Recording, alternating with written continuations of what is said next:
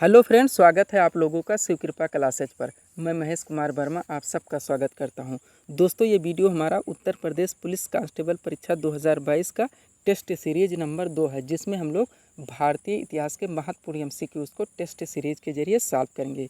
दोस्तों, Uttar Pradesh police constable परीक्षा 2022 की वैकेंसी अब जल्द ही आने वाली है, इसलिए आप लोग रिटन परीक्षा की तैयारी के लिए पूरी तरह से लग जाइए। तो चलिए दोस्तों, ज़्यादा समय ना लेते हुए हम लोग इसे सॉल्व करना आरंभ करते हैं। दोस्तों, हमारा पहला क्वेश्चन है, मौर्य शासक अशोक ने कलिंग पर कब आक्रमण किया था। हमें बताना दोस्तों कि मौर्य शासक अशोक ने कलिंग पर कब आक्रमण किया था।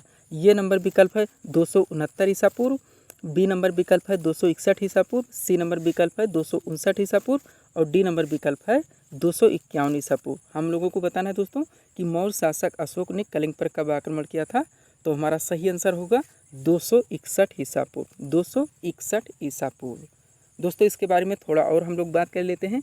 मौर्य शासक अशोक ने जब कलिंग पर आक्रमण किया था 261 ईसा पूर्व में, तो अशोक जी ने कलिंग को जीत लिया था, लेकिन वहाँ पे इस युद्ध में भारी रक्तपात हुआ था, जिसको देखकर सम्राट अशोक ने युद्ध नीति को छोड़ दिया और धम्म नीति का अनुसरण किया।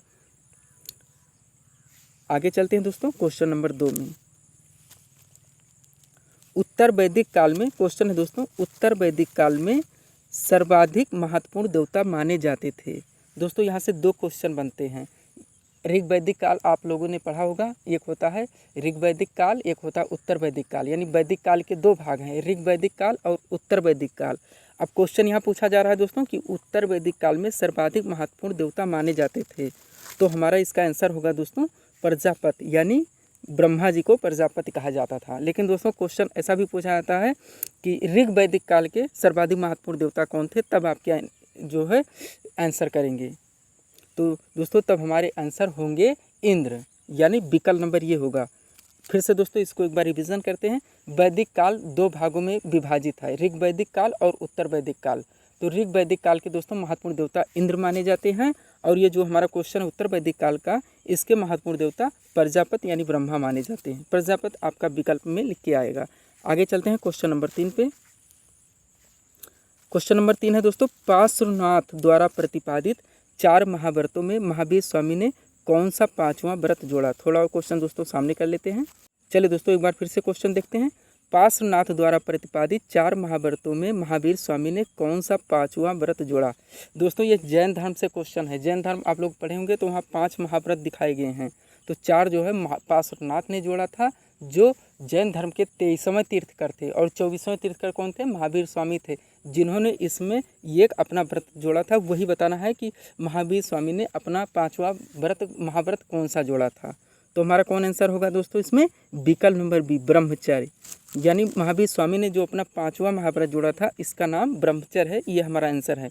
अब 4 महाव्रत वो कौन है जो पार्श्वनाथ ने जोड़ा था, तो है दोस्तों सत्य है, अहिंसा है, अस्तेय है और अपरिग्रह है। सत्य यहाँ दिया गया है, अस्तेय दिया गया है, अपरिग्रह भी दिया गया है, एक नहीं दिया गया है अहिंसा, विकल्प में डाल दिया गया है ब्रह्मचर्य। तो पार्श्वनाथ ने 4 जोड़े थे, सत्य, अहिंसा, अस्तेय और अपरिग्रह। 5वां जो हमारा क्वेश्चन है महावीर स्वामी ने जोड़ा था, वो ब्रह्मचर्य है, यानी विकल्प नंबर बी। आगे चलेंगे क्वेश्चन नंबर 4 पे। क्वेश्चन नंबर 4 हमारा है दोस्तों, तृतीय बौद्ध संगीत किसकी अध्यक्षता में आयोजित की गई।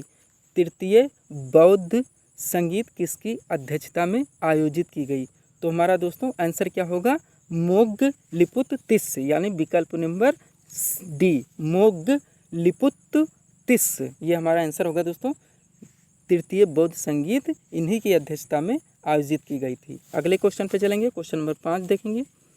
क्वेश्चन नंबर 5 है हमारा, चीनी यात्री फाहियान किसके शासनकाल में भारत आया था।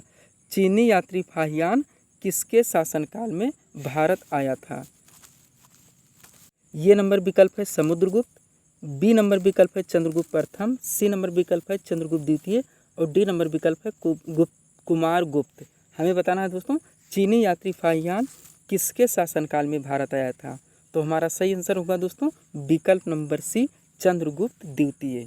चंद्रगुप्त द्वितीय का दोस्तों विक्रमादित्य की उपाधि मिली थी इन्हें, इसलिए विक्रमादित्य भी कहा जाता है। चंद्रगुप्त द्वितीय को विक्रमादित्य के नाम से भी जाना जाता है, और इन्हीं के शासनकाल में चीनी यात्री फाहियान भारत आया था। अगले क्वेश्चन पे चलेंगे, क्वेश्चन नंबर 5 को सॉल्व करेंगे। क्वेश्चन नंबर 5 है हमारा, सर्वाधिक सोने के सिक्के किस काल में चलाए गए? सर्वाधिक सोने के सिक्के किस काल में चलाए गए, ये हमें बताना है दोस्तों। ये नंबर विकल्प है गुप्त, बी नंबर विकल्प है कुषाण, सी नंबर विकल्प है वर्धन और डी नंबर विकल्प है मौर्य। दोस्तों ये सारे काल हैं, गुप्त काल, कुषाण काल, वर्धन वंश काल और मौर्य काल। हमें बताना है सर्वाधिक सोने के सिक्के किस काल में चलाए गए। वेरी वेरी इंपॉर्टेंट क्वेश्चन है दोस्तों। तो हमारा सही आंसर होगा गुप्त काल में, यानी विकल्प नंबर ये, सर्वाधिक सोने के सिक्के गुप्त काल में चलाए गए थे।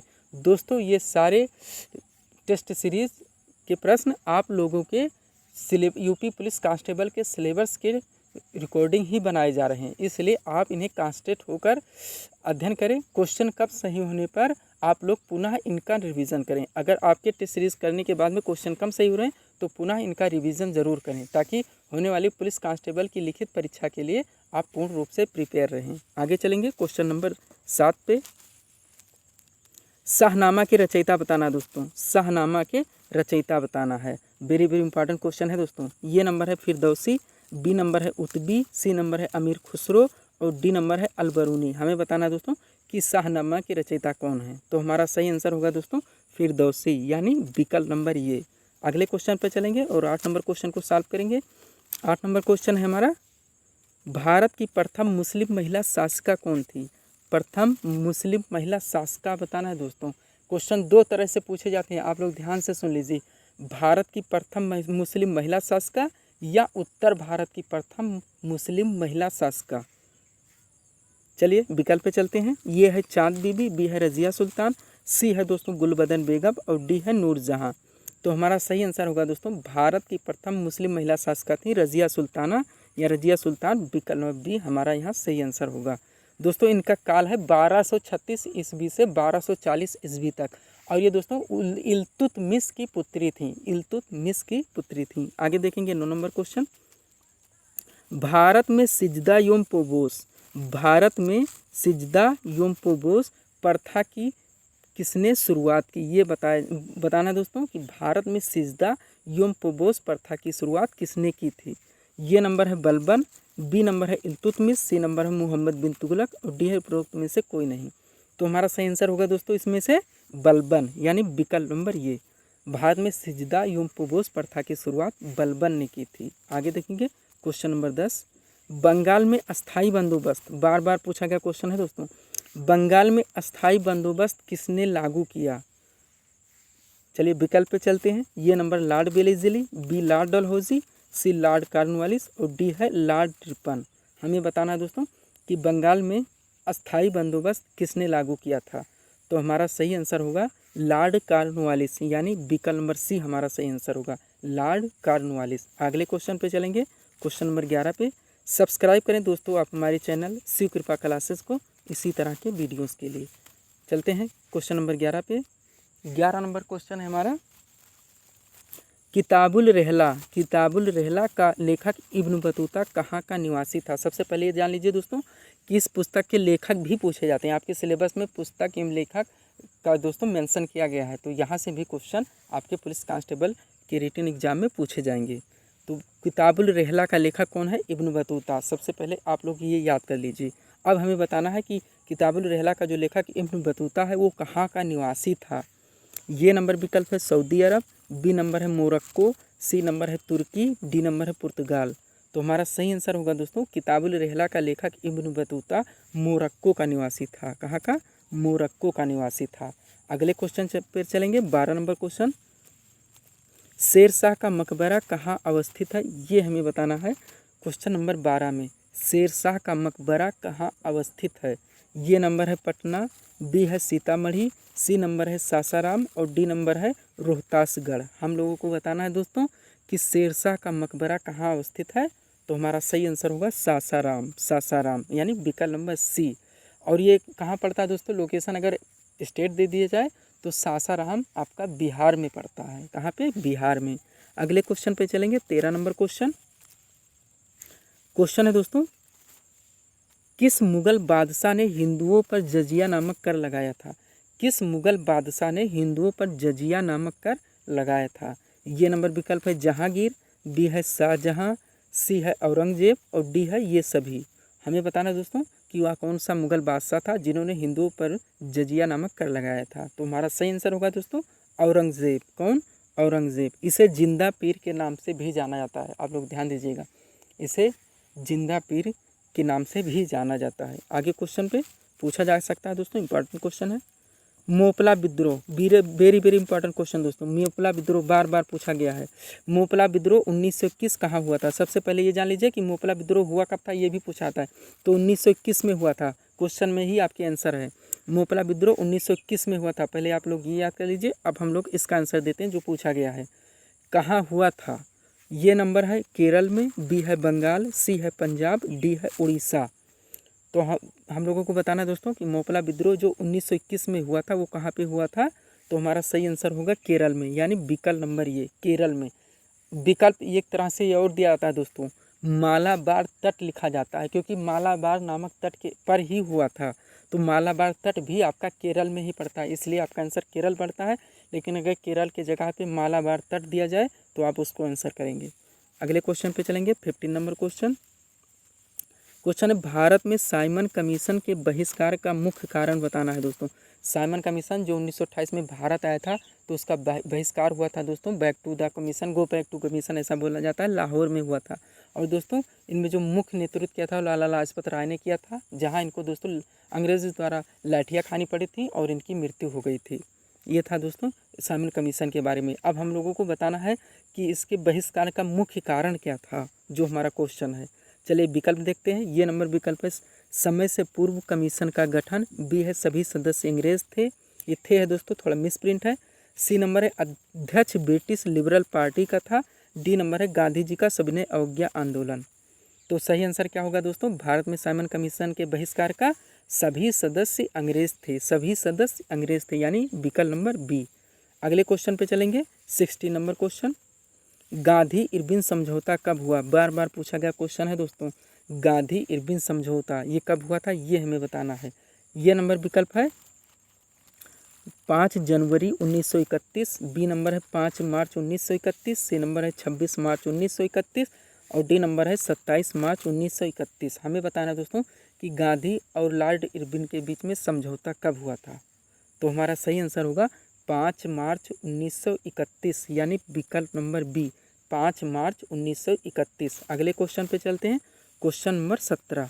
हरिजन पत्रिका का संपादन किसने किया था, ये हमें बताना दोस्तों। क्वेश्चन नंबर 17 में हरिजन पत्रिका का संपादन किसने किया था? ये नंबर विकल्प है doctor Bhimrao Ambedkar, B number है ज्योतिबा फुले, सी नंबर है जवाहरलाल नेहरू और डी विकल्प है दोस्तों महात्मा गांधी। तो हमारा सही आंसर होगा दोस्तों हरिजन पत्रिका का संपादन किया था महात्मा गांधी ने, यानी विकल्प नंबर डी। अगले क्वेश्चन पे चलेंगे, क्वेश्चन नंबर 18। अभिनव भारती नामक क्रांतिकारी संगठन की स्थापना पूछी जा रही है दोस्तों। अभिनव भारती नामक क्रांतिकारी संगठन की स्थापना किसने की थी, ये बताना दोस्तों कि किसने की थी। ये नंबर है अवध बिहारी, बी है जतिन दास, सी है BD सावरकर, डी है भगत सिंह। हमें बताना है दोस्तों अभिनव भारती नामक क्रांतिकारी संगठन की स्थापना किसने की थी। तो हमारा सही आंसर होगा BD सावरकर, यानी विकल्प नंबर सी। अगले क्वेश्चन पे चलेंगे, 19 नंबर क्वेश्चन दोस्तों, और इस सीरीज़ का सेकेंड लास्ट क्वेश्चन है दोस्तों, थियोसॉफिकल सोसाइटी के संस्थापक बताने दोस्तों। वेरी वेरी इंपॉर्टेंट क्वेश्चन, बार बार वनडे परीक्षाओं में पूछा गया क्वेश्चन है दोस्तों। थियोसॉफिकल सोसाइटी के संस्थापक, ये नंबर है हेलेना पेट्रावना ब्लावस्की, बी है सीनरी स्टील आलकाट, सी है एनी बेसेंट और डी है ये और बी दोनों। इस तरह से विकल्प दिया गया है दोस्तों। हमें बताना है थियोसॉफिकल सोसाइटी के संस्थापक कौन थे। तो इनके दोस्तों 2 लोग संस्थापक हैं, जो ये में दिया गया है हेलेना पेट्रेवना ब्लावस्की और बी है दोस्तों सीनरी स्टील आलकाट। तो ये और बी दोनों ने की थी। तो हमारा यहाँ सही आंसर क्या होगा दोस्तों? विकल्प नंबर डी, ये और बी दोनों, ये और बी दोनों। अगले क्वेश्चन पे चलेंगे दोस्तों, और इस सीरीज़ के लास्ट क्वेश्चन पे। क्वेश्चन है दोस्तों, महात्मा गांधी ने भारत में सत्याग्रह का सर्वप्रथम प्रयोग कहाँ किया था? महात्मा गांधी ने भारत में सर्वप्रथम सत्याग्रह का प्रयोग कहाँ किया था, ये हमें बताना है दोस्तों इस क्वेश्चन में। ये नंबर विकल्प है चंपारण 1917 ईस्वी, बी नंबर विकल्प है खेड़ा 1918 ईस्वी, सी नंबर है अहमदाबाद 1918 ईस्वी और डी नंबर है बारदोली 1928 ईस्वी। तो हमें बताना दोस्तों इसमें महात्मा गांधी ने भारत में जो सत्याग्रह का सर्वप्रथम प्रयोग किया था वो कहाँ पे किया था। तो हमारा सही आंसर होगा दोस्तों चंपारण 1917 ईस्वी। चंपारण जो बिहार में पड़ता है में 1917 ईस्वी में महात्मा गांधी ने अपना सर्वप्रथम यानी प्रथम सत्याग्रह का प्रयोग किया था। तो इस तरह से दोस्तों हम लोगों ने 20 महत्वपूर्ण भारतीय इतिहास के क्वेश्चन को यहाँ टेस्ट सीरीज़ के जरिए सॉल्व किए हैं। उम्मीद है दोस्तों आप सभी लोगों ने सॉल्व किया होगा। तो दोस्तों अगर आपको हमारा वीडियो पसंद आया तो हमारे चैनल शिव कृपा क्लासेस को सब्सक्राइब करें ताकि हमारे द्वारा दिए जाने वाली सभी वीडियो आप क्रम से सबसे पहले देख सकें। दोस्तों ये सारे क्वेश्चन आपके महत्वपूर्ण MCQs के जरिए कराए जा रहे हैं जो आपके उत्तर प्रदेश पुलिस कांस्टेबल की रिटन एग्जाम की दृष्टि से काफ़ी महत्वपूर्ण है। तो दोस्तों इस टेस्ट सीरीज़ को आप लोग कॉन्सेंट्रेट होकर अध्ययन करें। क्वेश्चन कम सही होने पर दोस्तों पुनः इनका रिवीजन करें ताकि होने वाली यूपी पुलिस कांस्टेबल परीक्षा 2022 के लिए आप पूर्ण रूप से प्रिपेयर रहें। तो मिलते हैं दोस्तों हम अपने अगले वीडियो के साथ। Thanks for watching.